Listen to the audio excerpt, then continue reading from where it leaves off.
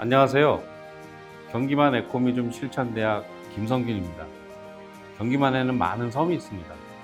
관광지로 이름난 제부도, 대부도, 그 밖에도 특색 있고 아름다운 섬이 있습니다. 그런데 그 섬 가운데 잘 알려지지 않았지만 우리가 반드시 알아야 할 섬이 있습니다. 인권 유린의 현장으로서 우리 현대사의 아픈 손가락, 대부도 끝자락에 위치한 성감도입니다. 그래서 오늘은 이 역사적인 유산인 성감도 이야기가 에코미즘 측면에서 어떻게 드러나게 됐는지 말씀드리겠습니다.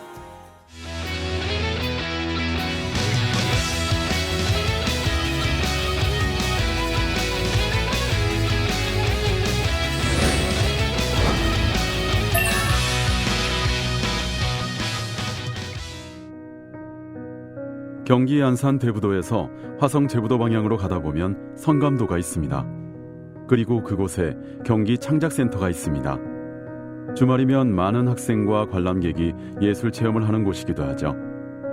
창의적인 예술교육 프로그램과 지역연계 프로젝트를 통해 경기도민의 문화적 삶을 지원하고 국제적이면서도 지역적으로 특화된 프로그램으로 예술가들을 지원하고 있습니다. 남한산성, 칼의 노래를 쓴 김은 작가도 여기서 소설 흑산을 썼다고 하죠. 하지만 서해 바다가 내려다 보이는 평화롭기만 한 이곳이 참혹한 역사의 현장이라는 사실을 아는 이는 많지 않습니다.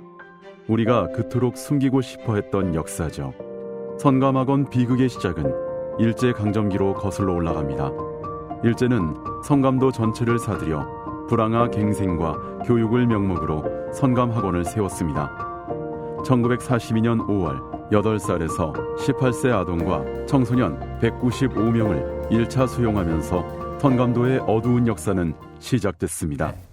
일본 사람들이 이곳에 선감학원이라고 하는 그 감화원이라고 불리는 것을 세웠습니다.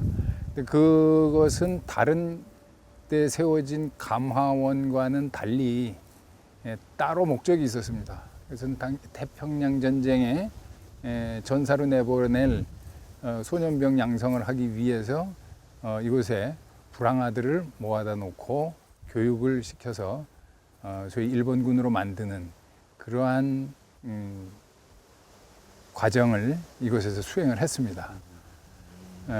그래서 이때 그 조선천흥독부에서는 조선사회사업협회라고 하는 단체를 내세워서 경성의 부호들에게 많은 그 기부금을 받아서 이 섬 전체 약 3.7평방키로 정도 됩니다. 이 섬 자체를 모두 사버렸습니다. 그래가지고 여기에다가 살던 주민들을 모두 내쫓고 선감학원 운영에 필요한 일부 인원만 남겨놓고 섬을 완전히 폐쇄하고 불황아들을 모았던 것이죠. 이 화면 속의 사진이 당시 학교 모습을 잘 보여주고 있습니다. 이 사진 속 어린이들은 바로 80여 년 전 성감도에 잡혀간 아이들입니다. 이 사진은 이하라 히로미스라는 일본인이 제공한 건데요. 이하라 씨가 10살 안팎의 나이에 부친이 당시 성감도에서 교원으로 근무하면서 성감도에 머물렀다고 합니다. 일본이 패망하면서 이분도 부모를 따라서 귀국했는데 동네 아이들에게 따돌림을 많이 당했다고 합니다. 그러던 어느 날 동네 아이들에게 심하게 몰매를 맞아서 피가 많이 났는데 냇가에 흐르는 물에 피를 닦다가 문득 성감도를 떠올렸다고 합니다. 환자병동에서 피를 흘리며 괴로워하던 성감학원 아이들의 모습이 떠오른 것이죠. 이하라 씨는 본인의 아무 잘못 없이 친구들에게 이지매를 당하듯 성감학원 아이들도 일본의 식민지 정책에 의해서 너무나도 가혹하게 살았었구나 이런 생각을 하게 됐다고 합니다. 그래서 죄책감을 느끼고 당시의 이야기를 소설로 썼습니다. 이하라 씨가 가지고 있는 사진 자료를 우리나라에 기증한 것이죠.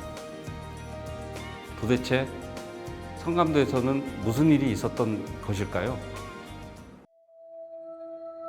1923년 조선총독부는 조선 가마령을 발표하고 이듬해 함경도에 영흥학교를 세웠습니다. 그리고 1942년 가마령보다 강화된 조선 소년령에 따라 선감학원을 추가로 설치했죠. 불량아동을 교육한다는 명분이었습니다. 그러나 그런데 이제 불황하라고 하는 기준은 없었어요.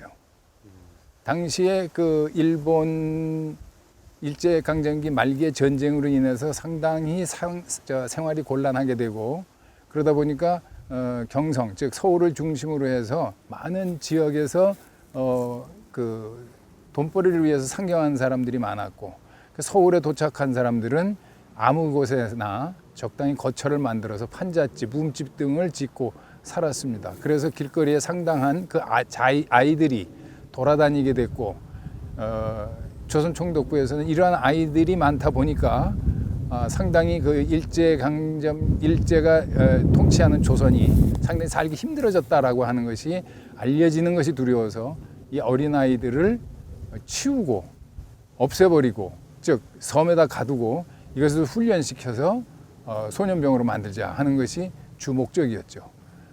1945년 광복을 맞았지만 이곳의 사정은 변하지 않았습니다. 경기도 소속으로 이관된 선감학원에서는 1982년 문을 닫을 때까지 인권 유린이 계속됩니다. 1982년 저희 5공화국 초기에 이것이 없어졌습니다. 그럼 그때까지는 어떤 형태로든지 성감학원을 운영했다는 건데 어떻게 운영이?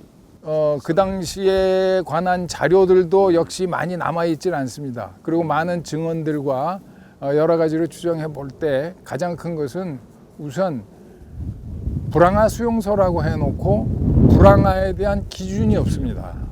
예. 그래서 어떤 사람이 불황하다. 그러다 보니까 길가에 허름한 옷을 입고 돌아다니면 가난한 집 아이들 전부 이 불황아로 본 거죠. 그리고 특히 5.16 군사 쿠데타 이후에 그 당시에도 사회정화라는 명목으로 아이들이 길거리에 돌아다니면서 물건을 파는 것, 행상을 하는 것은 상당히 보기 좋지 않다. 그리고 아이들이 왜 장사를 하느냐. 그런 아이들을 전부 불황아라고 해가지고 잡아들이기 시작을 했죠. 그래서 길거리에서 장사하는 아이들이 없어졌다.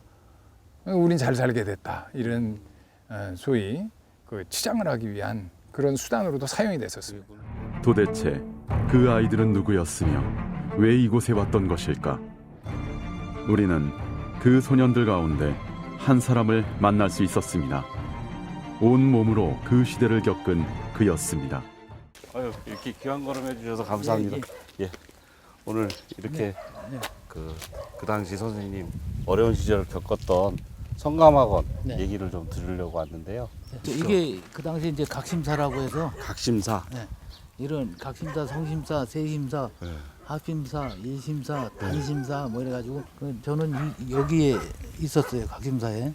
각심사라는 데는 이제 조금 어리고 좀 여린 사람들이 이제 좀 생활하는 적이 있었지만 그 안에서 벌어지는 폭력을 저 지금도 생각하면 막 가슴이 떨리고 막 이러고. 그 당시에 숙소가 몇 개 정도? 방이? 방이 네. 한 동에 기숙할 수 있는 저 애들이 한 방에 한 20명씩 정도에 자는데 그곳이 4개 빨개 벗겨가지고 네. 착착착 붙여서 재웠으니까 도망갈까봐 옷은 다 벗기고. 그래서 빨개 벗겨요. 네. 도망자가 생기면은 네. 그날은 죽는 날이요. 그냥. 일보다는 여러분들이 그 기압이라는 것이 네. 상상을 못하실 텐데 뭐 군대에서 쓰는 기압이 다 들어가는 거야. 뭐 원산 폭격서부터 뭐 한강철교 뭐 그런 거. 그거 다 거쳐요. 거치고 그 어린 아이들한테. 네. 그리고 이제 도망갔다 붙잡혀 온 사람은 거의 반병신이 되는 거예요. 그냥. 어떻게 여기 오시게 되셨어요? 가족도 다 있고 그러셨을 텐데. 나는 우리 누이 집에 서울에 사셨는데 거기 누이 집에 좀 놀러 왔다가 누이가 충무로에 사셨는데 뭘 사러 나왔다가 네. 그 남대문 경찰서에 붙잡혀가지고 서울 시립 아동보호소로 들어갔다가 거기서 이제 고향이 경기도니까 고향 배차라고 해가지고 내 고향하고는 정반대인 여기 성감도에 보내게 된 거예요. 그때 몇 년도예요? 그때 63년. 몇 살? 제가 9살. 9살 때. 63년도에 들어와가지고 68년도에 내가 여기를 나갔지. 5년 계셨네. 네. 9살 때.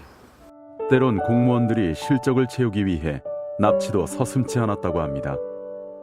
이렇게 끌려간 어린이와 청소년이 1957년에서 78년에만 최소 10,000명으로 추정됩니다. 불황아 갱생과 교육이 구실이었지만 실제로 많은 원생은 불황아와는 거리가 멀었습니다. 상당수는 부모나 연고자가 있는 보통 아이들이었죠. 아이들은 이곳에서 어떻게 지냈을까?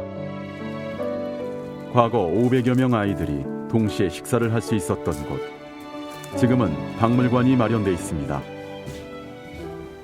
요것은 이제 네. 우리 그 당시에 요 논과 밭을 일구던 아. 농기구들인데 이 의미하는 저기가 많아요. 어린 아이들의 괴롭힘의 대상이 뭐냐면 뭐 누군 야구바따로 맞았다고 그러는데 저는 곡괭이. 실제 이게 곡괭이자로. 이걸 이렇게 가지고 이렇게 빼면은 네. 이게 떨어지는 소리가 네. 아주 그리고 이거 빼가지고 네. 그냥 이렇게 들고 오는 게 아니고 이렇게 저렇게 끌고 오는. 그 소리. 좀 어린 아이들은 오줌 싸. 공포스럽지. 난 그 경험을 해가지고 지금도 별로 소리. 아유, 뭐 이렇게 끄는 소리 이런 거.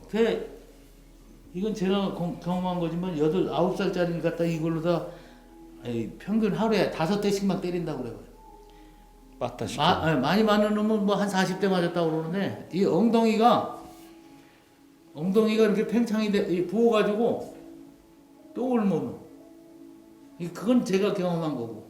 아이들의 일상은 군대 같았습니다. 이곳에서 아침 식사를 끝낸 아이들은 곧바로 줄을 서고 선감학원 운동장에 집합해서 하루 일과를 시작했습니다. 원생들은 폭력과 굶주림 속에서 강제 노역에 동원됐습니다. 이게 요것 좀 설명해. 이게 60년도에 예. 항공 사진이에요. 이거 네. 이 성감학원 이게 본관 건물이에요. 이게 사무실 예. 건물이고 이게 염전. 예. 이거 저수지. 그 염전도 직접 일구셨나요? 그러면 어. 염전도 관리가 우리 원선들이 됐었고. 예. 이게 논밭이 밭 같은데요? 엄청 많아요. 예. 여기가. 그걸 이제 애들이 다 관리를 했다는 거고 아이들이. 그 이게 산 정상 아니에요. 이 나무가 없었어요.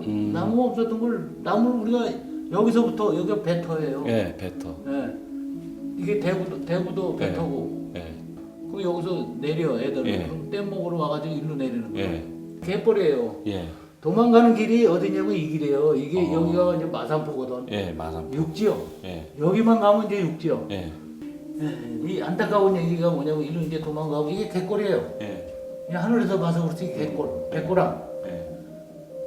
이 뻘이 무릎 고정 빠지는데 여기서 먹지도 못한 맨날 강냉이밥 먹던 아들이 이리로 도망가다 보면 이 갯벌을 이만큼 지나가서 여기 가면 체력이 다 소진돼 버려요. 이 물이 싹 빠지면요, 이 사람이 이제 눈으로 봐도 갈 수 있을 것 같아요. 물이 가깝단 말이에요. 예. 그러면 이거 수영치다 보면 만약에 여기 50m라고 그러면 150m 이상은 또 내려가요. 이 물발이 세니까. 거기에서 체력이 안 되는 사람은 이제 죽고. 빨려 들어가. 이 물이 그냥 흐르는 게 아니고 막 돌아요. 그 빨려 들어가면 이제 안 나오면 이제 죽는 거예요. 다행히 죽어서 이쪽으로 이제 물이 들어오고 그러면 다시 이쪽으로 돌아오는 사람은 우리가 그걸 걷어다가 공동묘지에다 뭐 저 가만히 하나 이렇게 말아서 묻어주고. 그렇다고 무슨 뭐 경관이 누가 어떤 분이 그러대 뭐 경찰관이 저게 했냐. 아니 저 있을 때 경찰은 무슨 학원 선생이 갖다 야 묻어라 그러면 묻는 거예요. 그렇게 학원 내에서 당한 매질과 폭력, 탈출 과정에서 사망한 아이들은 학원의 뒷동산인 이곳에 아무렇게나 묻혔습니다. 이제 우리 예. 공동묘지라고 그러는데 예. 예, 그때도 공동묘지라고 불렀어요? 그렇죠. 원생들이 죽으면은 거의 이쪽으로 이쪽으로? 제 기억은 그런데 그 전 사람들은 요 저 앞에도? 밭에 있었다고 그러더라고. 150에서 209 정도 이렇게 요 안에서? 요 다 쳐가지고 이게 요런 게 아이들 그 보편적으로 이렇다고. 요렇게? 이제 봉봉이 있을 리가 없지 그냥. 그렇죠. 탈출 과정에서 숨진 아이들은 3, 4일 후 이곳으로 왔습니다. 장례 절차도 봉분도 없었습니다. 가만히 그 양쪽에다가 저 긴 나무 이렇게 네. 대나무나 이 긴 나무 끼워가지고 양쪽에 둘이서 이렇게 네. 드는 것도 있고 이제 먼 길을 갈 때 넷이서 들고 이렇게 해가지고 이제 여기 와가지고 여기다가 이제 시신을 안치하는 과정도 뭐 경찰이 와가지고 어떤 뭐 사인을 밝히는 것이 아니라 그냥 묻으면 되는 거예요 그냥. 푸른 하늘 별들도 우리하고 놀아 많기도 하구나. 그렇게 물건처럼 들것에 실려온 친구들. 먼저 죽어간 친구를 위한 예의는 학원과 노래 한 곡조가 전부였습니다. 성감학원 아이들이 묻힌 곳에는 안내판 하나가 세워져 있질 않습니다. 성감학원 피해자들은 때무덤이라고 하시더라고요. 희생된 아이들의 넋을 위로하는 유령탑 하나 세우는 건 어떨까요? 유령탑 건립은 20여 년 전부터 요구됐지만 제자리 걸음을 하고 있습니다. 이하라 씨는 한국에 유령탑을 세우게 된다면 본인도 일본에서 모금 활동을 하고 싶다고 합니다. 성감독, 우리는 어떻게 기억해야 할까요?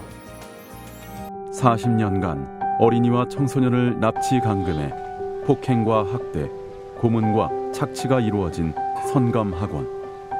다행히 이곳은 경기문화재단 에코뮤지엄 사업에 불을 당겼습니다. 2014년도부터는 이제 사실은 성감학원 이야기가 본격적으로 좀 드러났던 시기가 아닌가 싶어요. 성감학원 생존자들이 이제 경기 창작센터에 이제 자주 방문하기 시작하셨고, 이제 위령비를 세운다든지, 그다음에 위령제를 지낸다든지, 이제 이런 활동을 벗어나서 이제는 본격적으로 성감학원의 이야기를 세상으로 좀 끄집어내자라고 하는 행동들이 좀 시작됐던 시기가 2014년도, 15년도였습니다. 그래서 사실은 저는 이제 기획자로서는 성감학원이 에코뮤지엄의 모티브가 됐던 것이 사실입니다. 그래서 이 아픈 역사, 지역의 어두운 역사를 우리의 이야기로 다시 재해석하고 받아들이고, 그리고 그것을 세상과 함께 소통할 수 있는 그릇이 뭘까라고 고민하다가 에코뮤지엄이라고 하는 결론에 이제 도달하게 됐던 거고. 남반으로는 적재장군, 서반으로는 백제장군, 북반. 일제강점기에 등장해서 현대사의 군사정권까지 거쳐간 선감학원. 그러나 불편하지만 엄연히 우리의 역사였고, 그래서 숨김이나 왜곡이 없어야 합니다.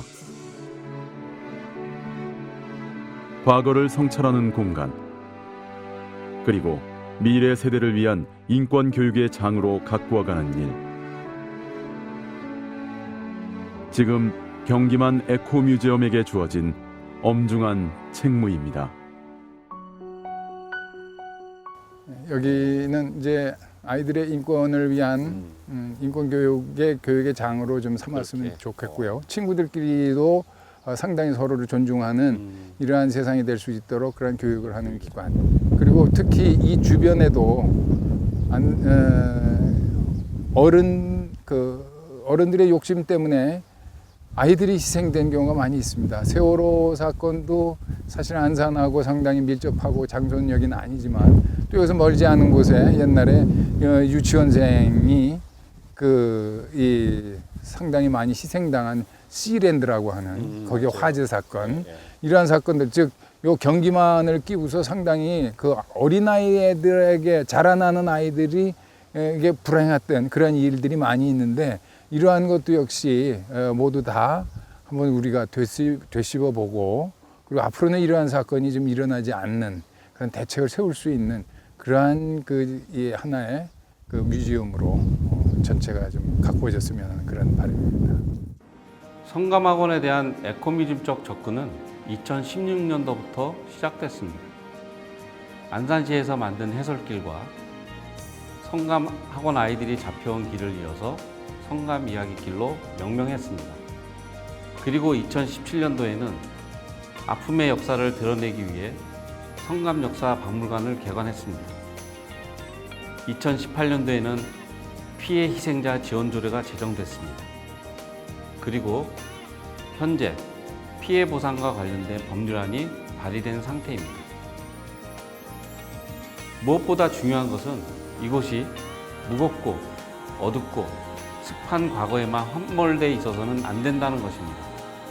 과거사를 딛고 미래 세대를 위한 평화와 인권 교육의 장으로 널리 이용되었으면 하는 바람입니다. 이것이 바로 경기만 에코뮤지엄의 기본 정신이기도 하니까요.